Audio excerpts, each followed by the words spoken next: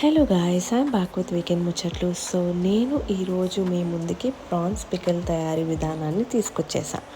దానికోసం మీరు 2 big spoons ధనియాలు, హాఫ్ టేబుల్ స్పూన్ మెంతులు, హాఫ్ టేబుల్ స్పూన్ ఆవాలు, యాలకులు ఒక 4, చిన్నవైతే 4, పెద్దవైతే ఒక 3 వరకు సరిపోతాయి.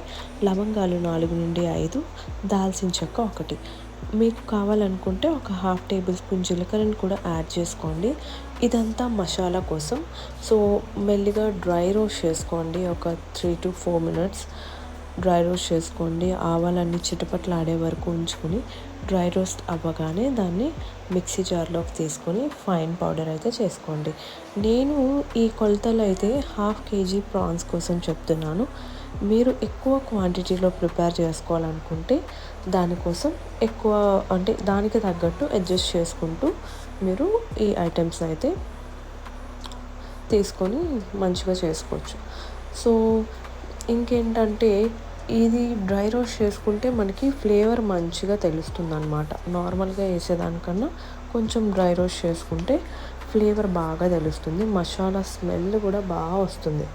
సో నేనైతే దాన్ని డ్రై రోస్ట్ చేసి కొంచెం ఫైన్గా పౌడర్ చేసుకుంటున్నాను.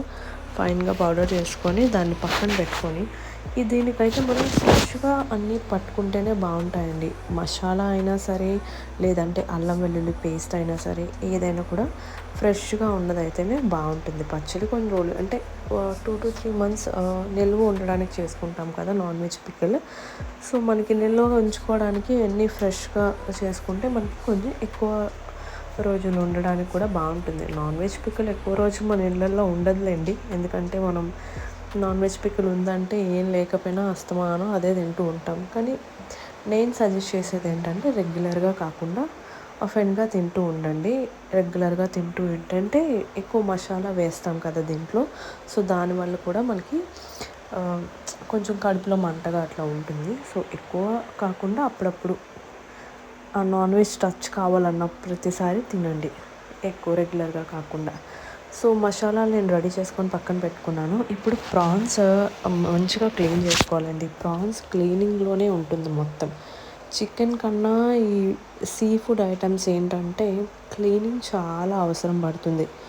మనం ప్రాన్స్కి ఏంటంటే చాలా ఎక్కువ పని పడుతుందన్నమాట.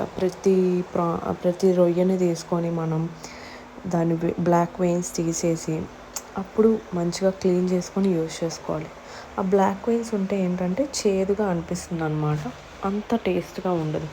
సో ఆ బ్లాక్ వెయిన్స్ అయితే తీసేసి మనం క్లీన్ చేసుకుంటే మనకి బాగుంటుంది. పచ్చడి ఎక్కువ రోజు నిల్వ కూడా ఉంటుంది. మనకి తినేటప్పుడు కూడా అంటే అది ఉంటే అదొక రకమైన టేస్ట్ వస్తుంది అనమాట. అది తీసేస్తే మనకి మంచిగా బ్యాలెన్స్ అవుతుంది. సో అవన్నీ నేనైతే టూత్పిక్ యూజ్ చేస్తాను. దాంతో అయితే ఈజీగా వచ్చేస్తుంది నాకు. మధ్యలో ఇట్లా పట్టి ఇలా పైకి లాగితే నీట్గా వచ్చేస్తుంది. ఇప్పుడు మనం అవన్నీ తీసుకొని పసుపు ఉప్పు వేసి బాగా బాగా కలిపి ఇవి వాష్ చేసుకుంటే మనకి ఒక 3-4 సార్లు బాగా వాష్ చేయండి. ఎందుకంటే మనకి ఆ నీసు స్మెల్ ఎక్కువ రాకుండా ఉంటుంది. మ్యాక్సిమం మనం అది రాకుండానే చూసుకోవాలి. సో అది తీసేసి ప్రాన్స్ అయితే డ్రై రోస్ట్ చేసుకుందాం. డ్రై రోస్ట్ చేసుకోవడానికి ఏం లేదండి, జస్ట్ ఎంటీ ప్యాన్ పెట్టేసి ఆయిల్ ఏం వేయకుండా ఈ ప్రాన్స్లో ఉన్న వాటర్ అంతా బయటికి పోయే వరకు డ్రై రోస్ట్ చేసుకోవాలి. డ్రై రోస్ట్ చేసుకుంటే మనకి అది రెడీ అయిపోయినట్టే. అది తీసి పక్కన పెట్టేసి ఇప్పుడు ఎంటీ ప్యాన్ తీసుకొని ఏదైనా పప్పుల నూనె యూజ్ చేసుకోవచ్చండి. అంటే ఏదైనా అంటే లైక్ నువ్వుల నూనె లేదంటే పల్లి నూనె యూజ్ చేసుకోవచ్చు. నేనైతే పల్లి నూనె యూజ్ చేశాను. నేను 1 cup తీసుకున్నాను. ఒకవేళ సరిపోకపోతే తర్వాత మీరు పచ్చడిలో అడ్జస్ట్ చేసుకోవచ్చు. సో 1 cup తీసుకొని నేనైతే ఆ డ్రై రోస్ట్ చేసిన ప్రాన్స్ అన్నీ వేసేసి నీట్గా ఫ్రై చేసేసాను. ఫ్రై చేసేసి మరీ గట్టిగా అయిపోయేటట్టు ఫ్రై చేయకండి, జస్ట్ నార్మల్గా ఫ్రై చేయండి. మనకి తెలిసిపోతూ ఉంటుంది ఆ ప్రాన్స్ ఫ్రై అయినప్పుడు గట్టిగా అయిపోతే మళ్ళీ ఇంకా పచ్చడి ఊరే కొద్దీ ఇంకా ప్రాన్స్ కూడా గట్టిగా అయిపోతాయి అన్నమాట.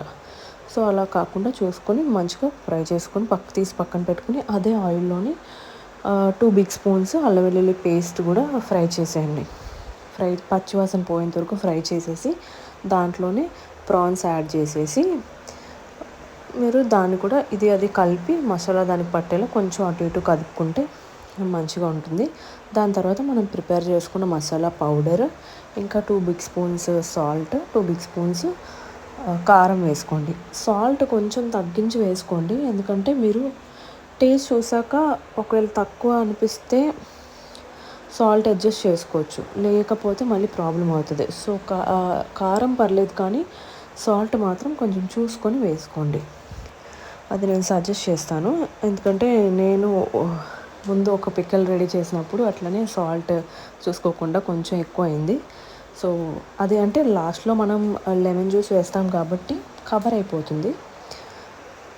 సో కారం, సాల్ట్ అన్నీ వేసేసాక ఒక్కసారి పైకి కిందకి కదిపేసి కారం వాసన బయటికి రాకుండా నీట్గా ఆయిల్ పైకి తేలే వరకు అలా కలుపుతూ ఉంటే దగ్గరికి అయిపోతుంది. ఆ టైంలో మనకి ఏమైనా ఆయిల్ తక్కువ అనిపిస్తే అప్పుడు ఒక హాఫ్ కప్పో లేదంటే ఒక 2 బిగ్ స్పూన్స్ యాడ్ చేసుకొని పెట్టుకుంటే చాలా బాగుంటుంది. సో ఇదండి, నాకైతే నాన్ వెజ్ పికిల్స్ ఎప్పటి నుండో చేసుకోవాలి అనిపిస్తుంది. నాకు ఎలాంటి విలేజ్ ఫ్రెండ్స్ ఎవరు లేరు, ఉన్నా కూడా వాళ్ళే ఇప్పుడు వర్క్స్ కోసం బయటకు వెళ్ళిపోతున్నారు, ఇంకా మనకేం తెచ్చిస్తారు. సో మనమే చేద్దాం, ప్రిపేర్ చేసి చూసుకుందాం ఏంటి ఎట్లా అని చెప్పి అలా చూసి ఆ ప్రాసెస్ని నేను మీకు కూడా చెప్దామని చెప్పి ముందుకు వచ్చేసాను. సో లాస్ట్లో ఒక లెమన్ జ్యూస్ యాడ్ చేయండి, అది కూడా పచ్చడి అంతా బాగా చల్లగా అయిపోయిన తర్వాత యాడ్ చేస్తే మనకి నిల్వ ఉంటుందన్నమాట. ఒక 2 months అయినా ఉంటుందండి ఖచ్చితంగా. సో అలా ప్రిపేర్ చేసుకొని వేడి వేడి అన్నంలో అలా కొంచెం పచ్చడి వేసుకొని కలుపుకొని తింటే